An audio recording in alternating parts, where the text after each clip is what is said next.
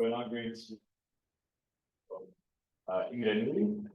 It's an Imperial, and we're going to stick to this notion of approximate inference time in these foundation models.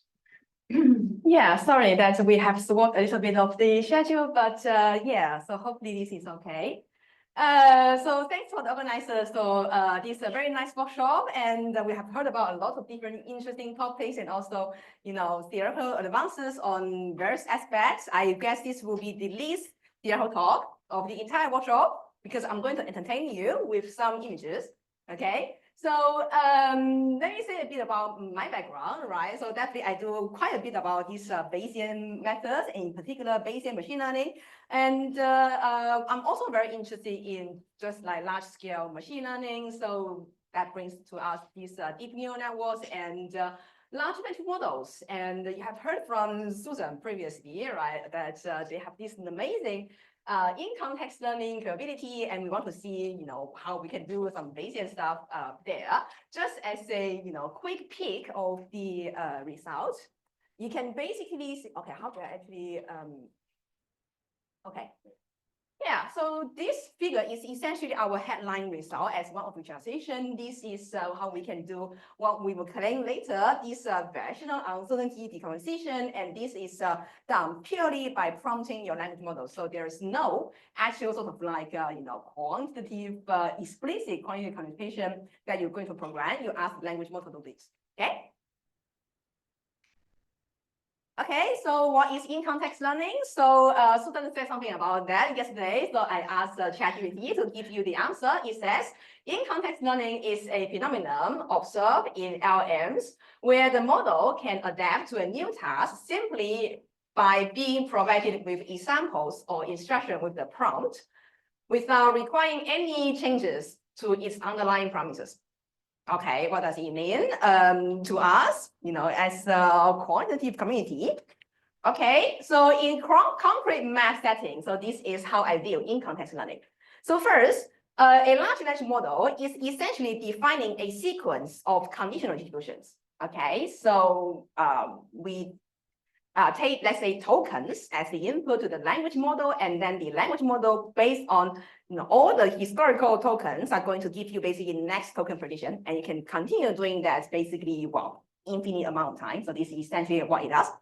Okay, so how do we actually use that in sort of like this, data science task? For example, you want to do supervised learning, regression, classification, right? So what you can do here is essentially, if you have a data set, let's say this is a regression data set with covariate X and also response Y, then essentially you define essentially like, your odd token as your covariate and the even tokens as your response.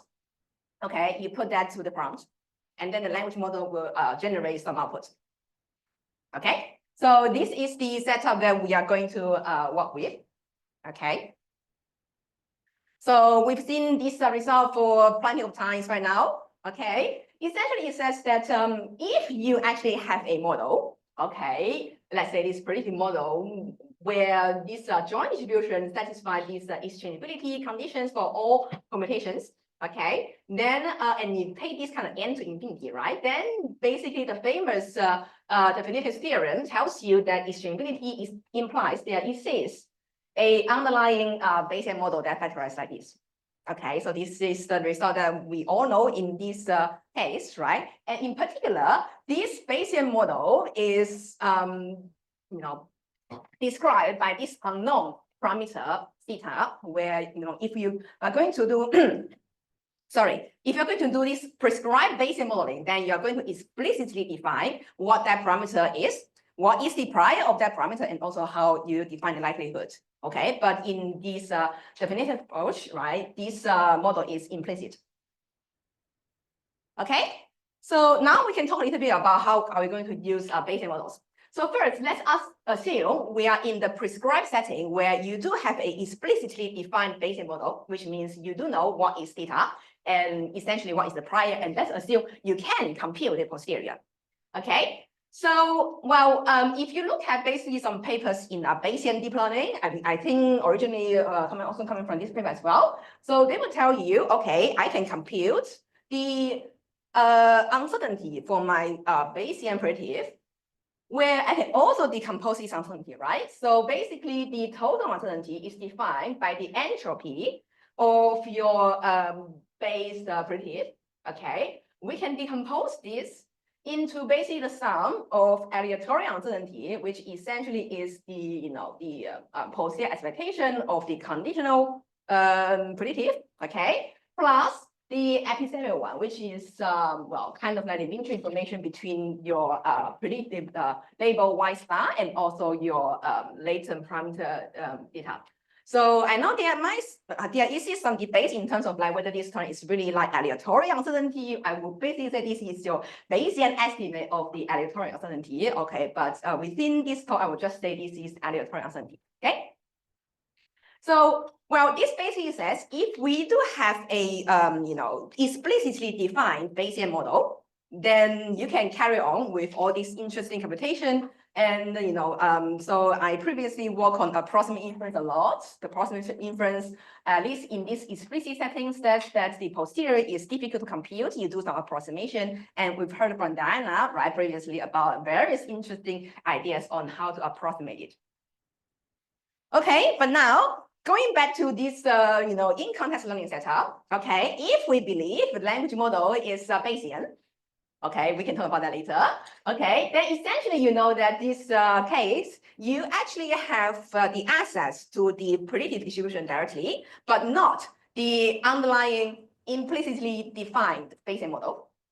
Okay, so this basically says, okay, if I want to do the previously stated decomposition like this, okay, because I don't have access to the posterior, I have no way to actually compute the aleatoric uncertainty, let alone the epistemic one. And in fact, in this case, I don't even know what this parameter is. Okay, so, well, this is the setup. Okay, so what I'm going to talk about, which is basically in this work, is essentially a way that we still want to compute this aleatoric uncertainty, but we can compute or approximate it in a way that only requires access to the predictive. Okay, so let's still assume now there is still a Bayesian model, okay, with some parameter theta, but we don't want to compute it. We don't want to use its posterior, but we still want to compute the aleatoric uncertainty as defined before. Okay. So here's what I'm going to do. Okay, you pick a auxiliary question Z. Okay, and then, well, in this case, let's say language models. Okay, you ask the language model to provide an answer. Okay, on this question Z, based on the context, which is your data set. Okay, so in the Bayesian world, this just means that you run the predictive posterior. Okay, to get the next answer. Okay. And then, well, you can actually get the distribution, right, over this answer U. Okay, you can actually compute the following quantity as your aleatoric uncertainty estimate. So based on the answer that this language model provides to you, you can compute its entropy, and then you can average it over all possible answers that this language model gives you. Okay, so this is my current estimate. So the interesting thing that we can show is the following. So if you are in this Bayesian modeling setup, which actually means, you actually have this conditional independence case, like we have talked about CID a lot this time already, right? Then you can actually show that this estimate that we are providing here as the aleatoric uncertainty estimate is actually a variational upper bound of the previous aleatoric uncertainty that we want to say. Okay, and in particular, this actually works out for any Z. Okay. We can also identify exactly the gap between, let's say, our variational estimate and the target one you want, basically VA and the gap between VA and UA. Okay, and the gap is essentially like this expected KL divergence. Okay, well, what does that mean? So essentially, it basically just says that, okay, so based on, let's say, your auxiliary question and also, let's say, your language model's guess to this answer, if in expectation, answering the actual question X star does not provide further information in terms of posterior updates, right, then essentially you have a tight bound. So this is what this gap is saying. Okay, I mean, this result is actually not super new, to be honest, right? So if you have been working on something like, minimum base rigs, right, then this result should not be too surprising to you. I mean, you can look at basically this paper, they have actually generalized some kind of interesting bounds, but I think the gap here, we are probably the first one to actually, explicitly say what that gap is. So I think this is still an interesting result. Okay, now, comes in my background as a approximate inference person, right? So if you do variational inference, right, then the VI spirit basically says once you get a bound, then you should optimize it. Okay, so I previously told you that this interesting bound, right, is true for any z. Okay, you should try to optimize z. So this is what we are going to do. Okay, so if you can optimize this z value, right, then we can arrive to our final decomposition. Well, estimate of this decomposition. Okay, well, obviously, we want this estimate, right, to be trivially bounded by this total uncertainty. So this is how we just do this final processing step. This is super easy, right? Then according to our decomposition criteria, right, total equals to aleatoric plus epistemic, then you can get the epistemic uncertainty estimate, which is again variational, right, by subtracting the best estimate of the aleatoric one from the total one. Okay, yeah. So this is what we are going to do. And by definition, because we've got a upper bound to the aleatoric uncertainty, then this also means you have a lower bound to the epistemic one. Okay. So this is enough math, I believe. Okay. And probably this is like the technical part of us. Okay. So I've described how this can work out in this nice world of Bayesian modeling, which means you are in this world of let's say Bayesian modeling where you do have this implicit parameter theta. This basically means that this method can also be applied in just usual cases. If you think that the posterior is difficult to compute, but I just want to get a peek of these predictive distributions uncertainty decomposition. Okay.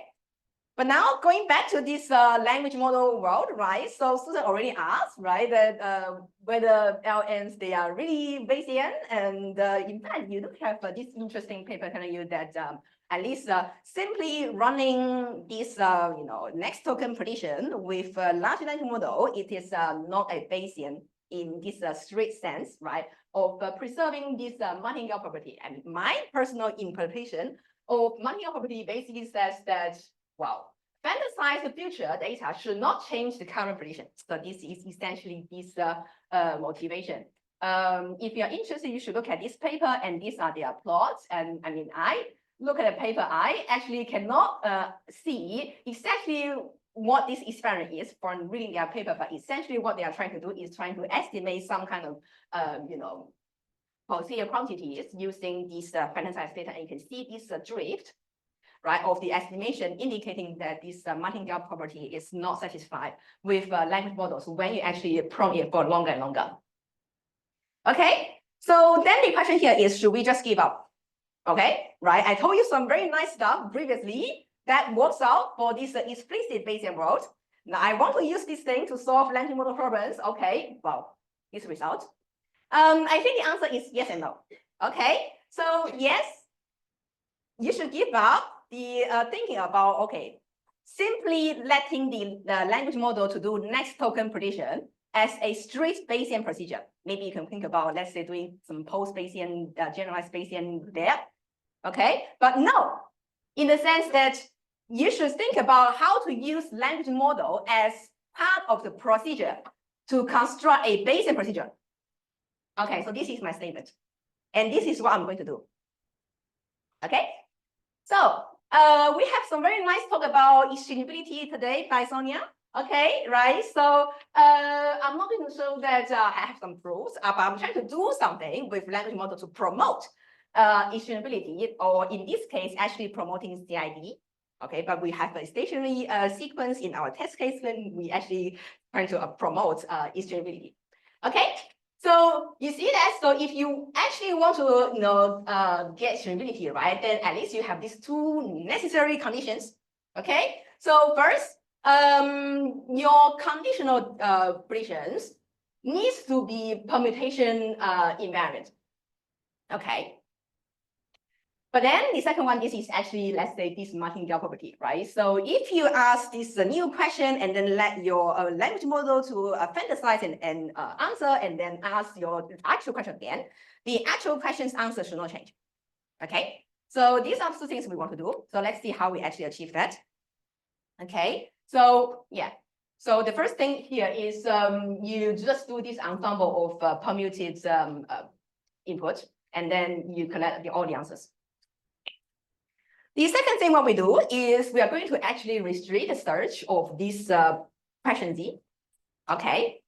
We will actually filter out those questions where the after basically this marginalization with language model computing, if you have this gap between, let's say, the first distribution and the second distribution greater than some epsilon value that you choose, then we just throw away that question. Okay, and then search again. Okay, so this is a summary of the procedure. So you choose a bunch of auxiliary questions. Okay, you compute language model's response again by doing this permutation kind of ensemble. Okay, yeah.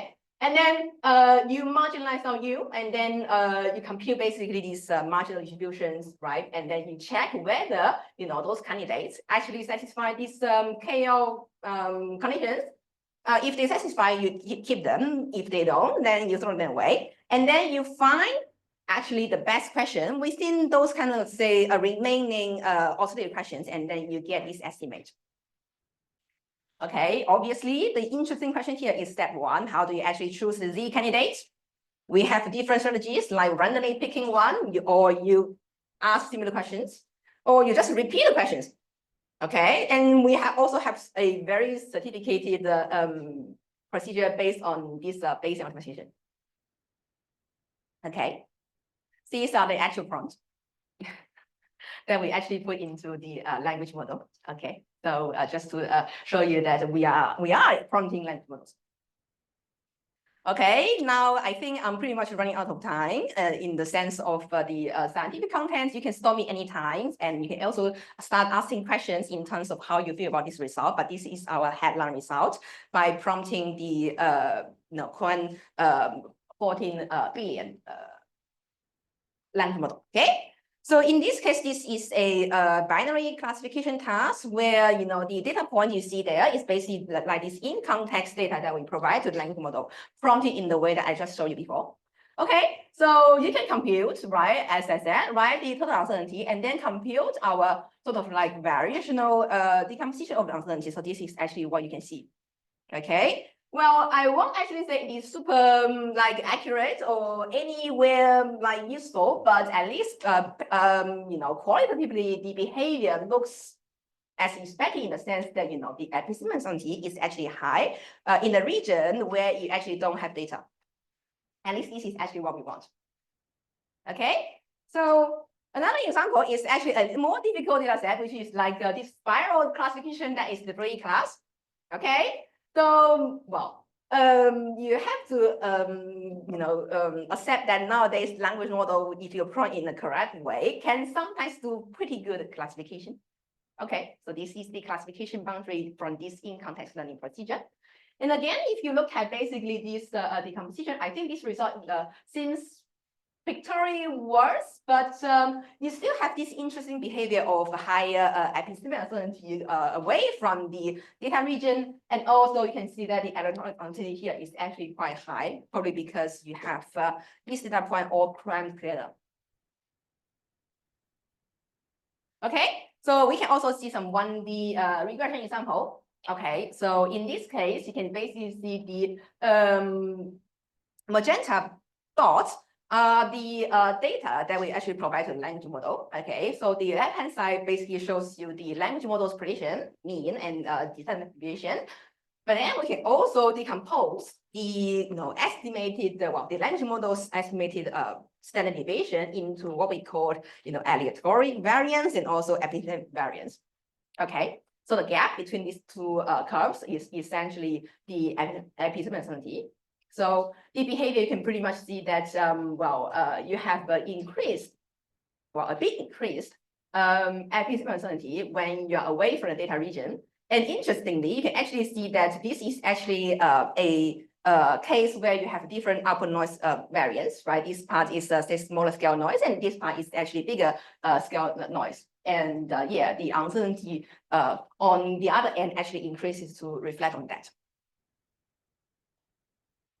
Okay, so I'm going to give you some kind of ablation study to show you what's happening, right? So again, let's look at basically this 1D classification data. Okay, it's really simple, right? So different color dashes basically means our in-context data for different labels. Okay, well, obviously, you have high uncertainty around decision boundary, mainly due to this ambiguity. So that is reflected by this aleatoric one, and you can also have bigger gaps when you go away, which means you have a higher epistemic one. You can try to see whether this behavior, right, will change when you actually increase the number of in-context data points. Okay, well, you do have this kind of say nice decrease of the estimated epistemic uncertainty when you decrease the amount of data, but the aleatoric one stays relatively flat.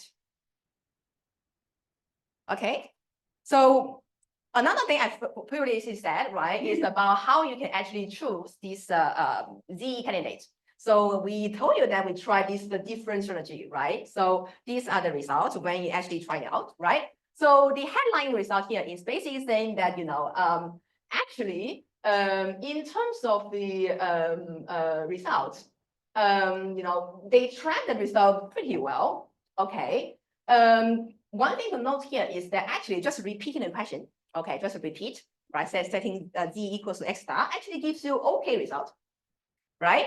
But then if you look at basically the KL, right? Remember these criteria, right? So this repeating strategy actually has the highest KL. Okay, so yeah, so it means that although it is a very practical strategy, because it might not satisfy this kind of multi-level property that well, so you might not want to accept it as sort of like strictly speaking a Bayesian method. But well, we are in an approximate Bayesian world. I think I can stop here. If you want to look at more examples, then you can look at, well, we haven't put on the preprint. I think we will do that soon.